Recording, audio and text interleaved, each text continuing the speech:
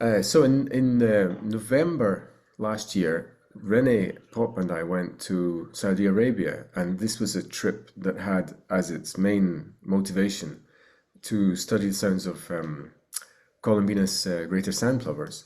But we couldn't go to Western Saudi Arabia without taking the opportunity to go up into the mountains and get to know some of the endemics. Because although we know the Arabian endemics in other parts of the peninsula, especially Oman, we didn't know all of, there's some that are in southwestern Saudi Arabia and you can't get them in Oman. So there was quite a few new species for us.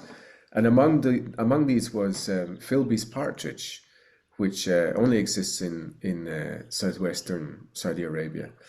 And it's quite a scarce species. It only occurs at pretty high altitude, and we only came across it in a couple of places. But there was one particular place. There's a town called Tanoumah, which is pretty high. I don't remember exactly how high, but it's probably 2,000 meters plus up in the mountains. It's really cool up there. You'd be surprised. You think of Arabia as being just deserts, but this is a very green place, and it's cool temperatures, and it's very it's there's woodlands, and so it's really quite different from what people imagine on the whole with Arabia.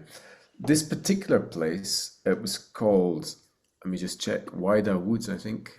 I don't know if I'm saying that properly. Wahdah Woods, near Tanoumah. And it had lots of Philby's partridges. But because of the trees, so you have to imagine a place that is, it has some cliffs with very, very kind of rounded rocks, very eroded rocks, a big cliff above us, and we're down in an area with some with trees and clearings and so on underneath.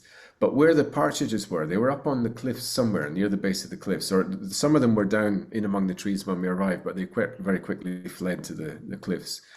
But because of the cliffs, we couldn't see them. So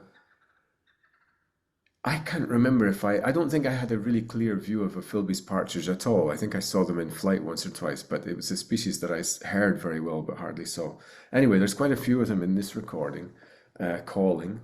And there's also a white spectacled bulbul and a scrub warbler, which belongs to the I think it's sometimes called Yemen scrub warbler. I think and the subspecies name is buri.